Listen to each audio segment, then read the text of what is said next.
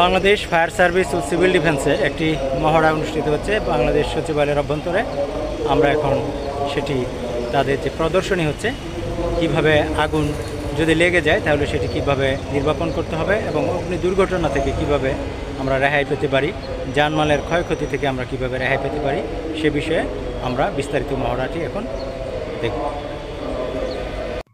এগুলো fire extinguisher বা অগ্নি নির্বাপন যন্ত্র। এর সামনে একটি নল রয়েছে এবং উপরে রয়েছে প্রেস করার মতো একটি মেটালটির উপরে হলুদ রঙের একটি প্লাস্টিকের আবরণ রয়েছে, এটি লকটির নিচে একটি মেটাল রিং রয়েছে। এই রিংটি যখনই আপনি ঘোরাবেন ডান দিকে, তখনই উপরের হলুদ লকটি ছিঁড়ে যাবে এবং এই ফায়ার এক্সটিংগুইশার বা সিলিন্ডারটি ব্যবহার উপযোগী হয়ে যাবে।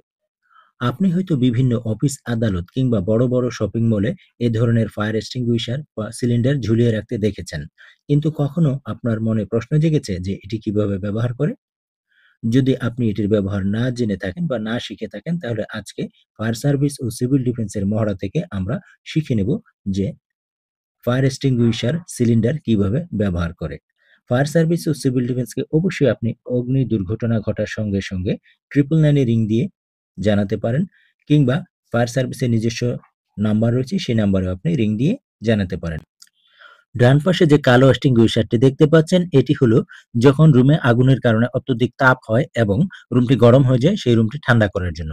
তার পাশে যে বড় নজলের এক্সটিংগুইশারটি দেখলেন, সেটি অপেক্ষাকৃত ওজন বেশি, সেটি ফ্লোরে রেখে তারপর ইউজ করতে হয়, এবং অন্যান্য এক্সটিংগুইশারগুলি অপেক্ষাকৃত হালকা, এটি হাতে রেখেই আপনি ইউজ করতে পারবেন। এক্সটিংগুইশার ব্যবহার করার পূর্বে অবশ্যই তার লকটি ছিঁড়ে নেবেন, না হলে আপনি ব্যবহার করতে পারবেন না। এবং যখনই আপনি উপরের মেটালটি প্রেস করবেন, সেটি প্রেস করলেও সেটি কার্যকর হবে না। কাজেই আপনি অবশ্যই নিচের মেটাল যে রিং রয়েছে, এই রিংটি ডান দিকে ঘোরাবেন এবং সঙ্গে সঙ্গে উপরের যে প্লাস্টিকের লক রয়েছে, সেই লকটি ছিঁড়ে যাবে, তারপরে এটি আপনি ইউজ করবেন। আমরা এখন দেখব কিভাবে এই এক্সটিংগুইশার দিয়ে আগুন নির্বাপন করা যায়। এক্সটিংগুইশারটি অবশ্যই আপনি নজেল যেটি থাকবে, সেই নজেলটি সামনের দিকে ধরে, তারপর আগুনের দিকে ধরে অন্য হাতে এক্সটিংগুইশারটি রেখে আপনি এটি ইউজ করবেন। ধরুন আপনি ডান হাতে ক্লিপটি প্রেস করবেন, সেজন্য ডান হাতে সিলিন্ডারটি নেবেন এবং বাম হাতে আপনার নজেলটি থাকবে। নজেলটি সামনে বরাবর রাখবেন এবং নজেলটি নেওয়ার আগে অবশ্যই ক্লিপটি খুলে নেবেন। ক্লিপটি খুলে আপনি নজেলটি সামনের দিকে ধরবেন এবং আপনার এক পা সামনে এক পা পিছনে রাখবেন, যাতে আপনার শারীরিক ব্যালেন্সটা ঠিক থাকে, আপনি সামনের দিকে পড়ে না যান, আগুনের দিকে পড়ে না যান। আপনি যখনই নজেলটি হাতে নেবেন এবং নজেলটি হাতে নিয়ে এটি সামনের দিকে ধরবেন এবং প্রেস করবেন, তখনই দেখবেন আগুনটি নিভে যাবে। এখানে ড্রামের মধ্যে আগুন জ্বালানো হয়েছে পেট্রোল দিয়ে এবং কৃত্রিমভাবে সেই আগুনটি এখানে জ্বালানো হয়েছে এবং সেটি বারবার নিভিয়ে দেখানো হবে। দেখুন, যখনই গ্যাসটি ছাড়া হলো, আগুনটি নিভে গেল। এখানে যেহেতু পেট্রোল দেয়া আছে, এজন্য আগুনটি পুনরায় আবার জ্বলে উঠছে। কিন্তু আপনি যেখানে নিভাতে যাবেন, সেখানে অবশ্যই আপনি যখন প্রেস করবেন, তখন গ্যাসের আধিক্য হলে সঙ্গে সঙ্গে আগুনটি নিভে যাবে।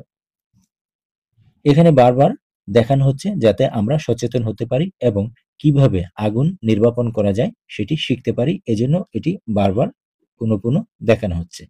আপনাকে আমি অবশ্যই বলবো যে আপনি অবশ্যই কিচেনে এ ধরনের একটি সিলিন্ডার বা ফায়ার এক্সটিংগুইশার রেখে দেবেন, যেটি এর চেয়ে অপেক্ষাকৃত হালকা এবং ছোট হবে।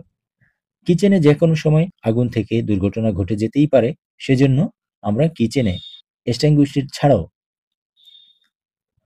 এক বালতি পানি এবং এক বালতি বালি সবসময় রেখে দেব। কিছু কিছু আগুন আছে, তৈলাক্ত আগুন, যেটি তেলের উপরে যদি জ্বলে ওঠে তাহলে সেটি বালু দিয়ে তারপর নিভাতে হয়। সেটিতে আপনি যখন পানি ঢালবেন তখন সেটি নিভবে না। এজন্য এক বালতি পানি সঙ্গে সঙ্গে এক বালতি বালি রেখে দেবেন। ভদ্রমহিলাগণ অবশ্যই এই ধরনের ফায়ার এক্সটিংগুইশার কি করে ইউজ করতে হয় তা শিখে নিন, কারণ আপনারাই কিচেনে সবচেয়ে বেশি কাজ করে থাকেন এবং কিচেনের অগ্নি দুর্ঘটনা থেকে প্রাথমিক অবস্থায় আপনারাই সমস্ত পরিবারটিকে হেফাজত করতে পারবেন, যদি আপনার কিচেনে একটি ফায়ার এক্সটিংগুইশার থাকে এবং সেটির যথাযথ ব্যবহার আপনি জানেন। এজন্য অবশ্যই প্রত্যেকেরই উচিত ফায়ার এক্সটিংগুইশার বা এই ধরনের সিলিন্ডার কি করে ব্যবহার করতে হয় সেটি শিখে নেওয়া। ফায়ার এক্সটিংগুইশারগুলি কিভাবে ব্যবহার করতে হয় এবং কোনটির ওজন কেমন ইতিমধ্যে আপনারা এগুলো জেনে গিয়েছেন। আমরা কিছুক্ষণের মধ্যে দেখব কৃত্রিমভাবে আগুন লাগানো কিছু দৃশ্য এবং কিভাবে সেই আগুন নির্বাপন করা যায় সেই দৃশ্যগুলি আমরা দেখতে পাব।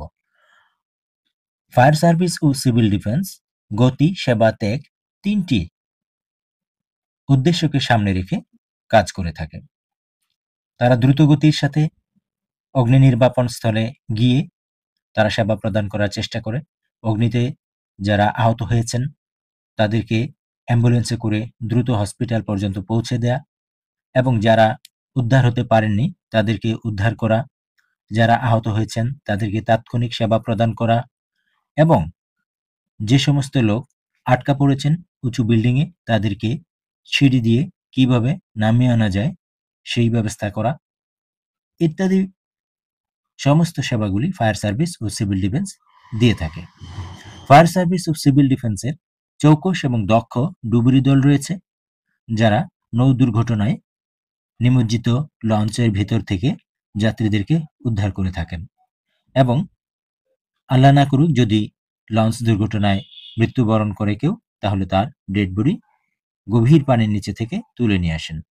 আমরা দেখতে পাচ্ছি যে একটি বিল্ডিংয়ে কৃত্রিম অগ্নিসংযোগ করা হয়েছে, অর্থাৎ ওখান থেকে স্মোক বের করা হচ্ছে, ধোঁয়া বেরিয়ে আসছে। ইতিমধ্যে ফায়ার সার্ভিসের ঘন্টা বাজিয়ে দেওয়া হয়েছে এবং ফায়ার সার্ভিসের ঘন্টা বাজিয়ে দেওয়ার সঙ্গে সঙ্গে ফায়ার ফাইটার যারা রয়েছেন তারা প্রস্তুতি নিয়ে সেটি নির্বাপনের চেষ্টা করছেন।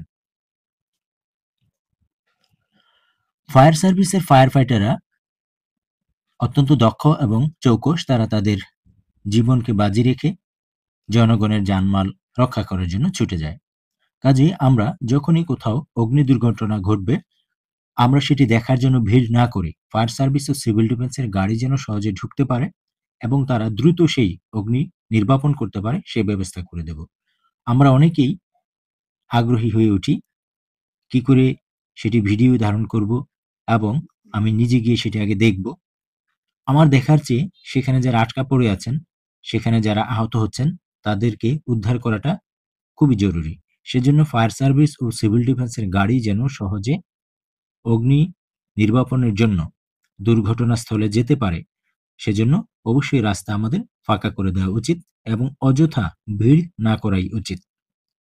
যেখানে আগুন লেগে যায় সেখানে তাড়াহুড়ো না করে ধৈর্যের সাথে মাথা ঠান্ডা রেখে উদ্ধার পাওয়ার চেষ্টা করতে হবে।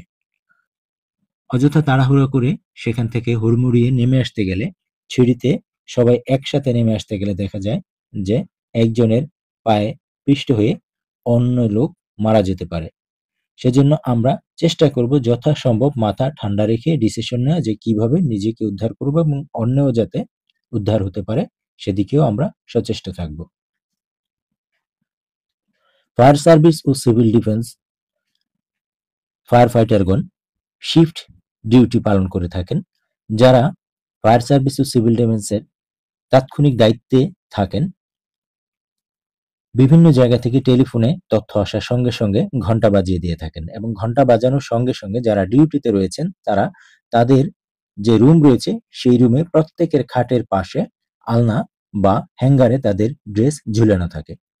দেখতে পাচ্ছেন এরা ড্রেস পরিহিত আছেন। এই ড্রেসটি তারা পরে যত রাত্রই হোক না কেন, গভীর রাতেও যদি তারা নিদ্রা অবস্থায় থাকে তাৎক্ষণিক তারা ঘুম থেকে লাফ দিয়ে উঠে যান এবং তাৎক্ষণিকভাবে তারা তাদের প্যান্ট পরে ফেলেন এবং তাদের যে ড্রেস রয়েছে, জামা রয়েছে সেটি হাতে নিয়ে, হেলমেট হাতে নিয়ে এবং বুট তাৎক্ষণিকভাবে পরে তারা দৌড়াতে থাকেন গাড়িটির দিকে। ইন দ্য মিন টাইম আমি সচক্ষে দেখেছি, যেহেতু স্বরাষ্ট্র মন্ত্রণালয়ে যখন আমি চাকরি করেছি তখন ফায়ার সার্ভিস ও সিভিল ডিফেন্সের ফায়ার ফাইটারদের সাথে ঘনিষ্ঠ হওয়ার সুযোগ আমার হয়েছিল। আমি গভীর রাত্রে দেখেছি তারা কিভাবে উঠে অগ্নি নির্বাপনে ছুটে যায়। ফায়ার ফাইটাররা খুব দক্ষতার সাথে অতি দ্রুত তাদের ড্রেস পরে ফেলেন এবং হেলমেট এবং জামা, শার্ট সেটি হাতে নিয়ে তারা দৌড়তে থাকেন এবং ইতিমধ্যে ড্রাইভার গাড়ি স্টার্ট দিয়ে গেটের কাছে চলে যায় এবং ফায়ার ফাইটাররা দ্রুত গিয়ে সেটিতে লাফ দিয়ে উঠে পড়েন এবং গাড়িতে উঠার পরে তারা ড্রেস বাকি যেটা থাকে শার্ট সেই অংশটুকু পরতে থাকেন এবং হেলমেট পরতে থাকেন। তারা এজন্য এটা করেন যেন 1 সেকেন্ডও বিলম্বের কারণে কোনো ব্যক্তির জানমালের ক্ষয়ক্ষতি না হয়। কাজে আমরা ফায়ার ফাইটাররা যখন আসবে তাদের গাড়িটিকে অবশ্যই সাইড দিয়ে দেব। যে সমস্ত অন্যান্য যানবাহন আছে সেই সমস্ত যানবাহনের ড্রাইভারদেরও উচিত ফায়ার ফাইটারদেরকে অগ্রাধিকার দিয়ে তাদেরকে আগে যেতে দেয়া। অনেক সময় দেখা যায় যে ফায়ার ফাইটাররা যানজটের কারণে কিংবা অহেতুক অন্যান্য যানজট বা বিড়ম্বনার কারণে যেতে পারছেন না এবং অতি আগ্রহী যারা ভিডিও ধারণে বা ফটো তোলাতে ব্যস্ত তাদের ভিড়ের কারণে অগ্নি দুর্ঘটনাস্থলে যেতে পারছেন না। এটি কারোই কাম্য নয়। এটি যেন না হয় সেদিকে আমরা প্রত্যেকেই সচেষ্ট থাকব এবং আমরা সচেতন হব। কিভাবে অগ্নি দুর্ঘটনা আমরা প্রতিরোধ করতে পারি সেদিকে সচেষ্ট হব এবং আমরা প্রত্যেকের বাড়িতে একটি ফায়ার এক্সটিংগুইশার বা ফায়ার সিলিন্ডার সেটি আমরা রাখার চেষ্টা করব। তাৎক্ষণিক অগ্নি দুর্ঘটনা থেকে আমরা যাতে রেহাই পেতে পারি। ফায়ার সার্ভিস ও সিভিল ডিফেন্সকে তাৎক্ষণিক খবর দিতে হবে অগ্নি দুর্ঘটনার সূত্রপাত হওয়ার সঙ্গে সঙ্গে। আপনি 999 ফোন দিয়েও এই সেবা পেতে পারেন। ফায়ার সার্ভিসের নিজস্ব ফোন নাম্বার রয়েছে, সে নাম্বারেও আপনি ফোন দিতে পারেন। অবশ্যই আমাদের সচেতন হতে হবে এবং আমরা খেয়াল রাখবো যে গরমের দিন যত আসবে তত অগ্নি দুর্ঘটনা ঘটার সম্ভাবনা বেশি থাকে এবং আমরা সবসময় খেয়াল রাখবো যে ড্রাই সিজনে অগ্নি দুর্ঘটনা ঘটার সম্ভাবনা বেশি থাকে, সেজন্য আমরা সচেতন থাকব। আগে দেখা যেত গ্রামাঞ্চলে প্রায় অগ্নি দুর্ঘটনা হতো এবং বিভিন্ন বাড়িঘর পুড়ে যেত। যেহেতু আগের দিনের বাড়িঘর ছিল মাটির এবং উপরে ছনের ছাউনি ছিল, এজন্য দ্রুত আগুন ছড়িয়ে পড়তো।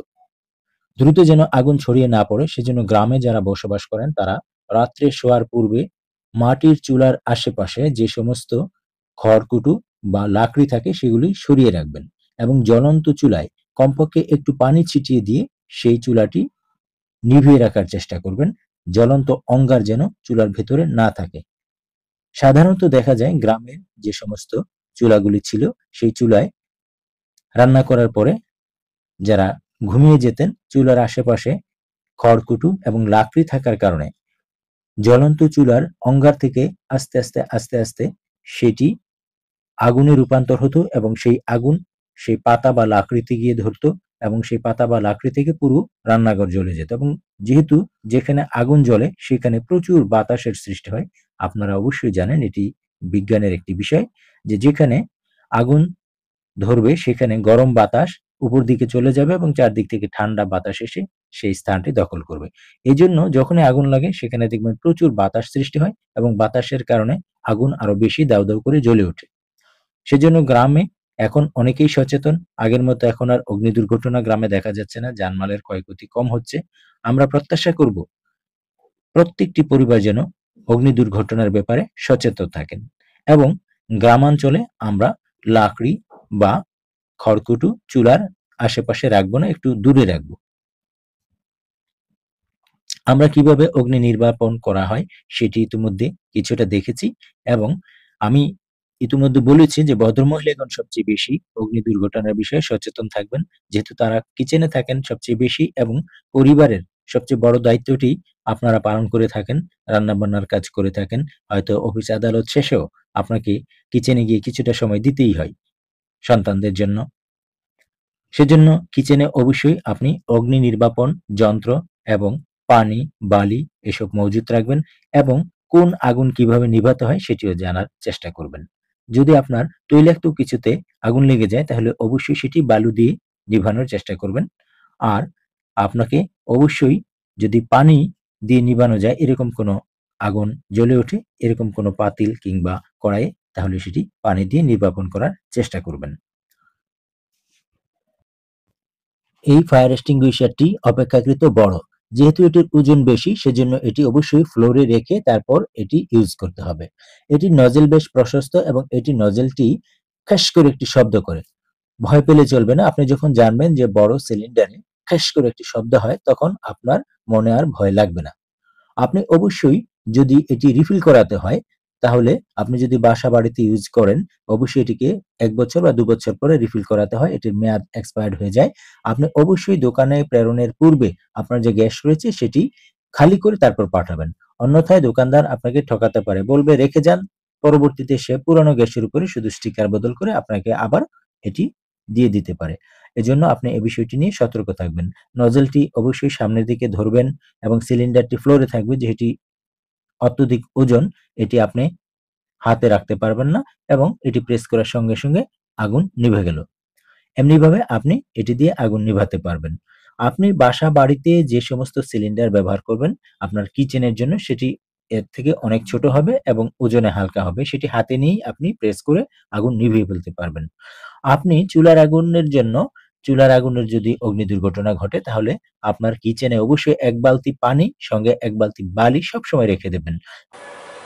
আমরা মহড়াটি দেখলাম, আমরা কিভাবে অগ্নি দুর্ঘটনা ঘটলে আগুন নিভাতে হয় এবং নিজের জানমাল রক্ষা করতে হয় সেটি দেখলাম। আসুন আমরা সবাই সচেতন হই এবং অগ্নি দুর্ঘটনা থেকে বেঁচে থাকি।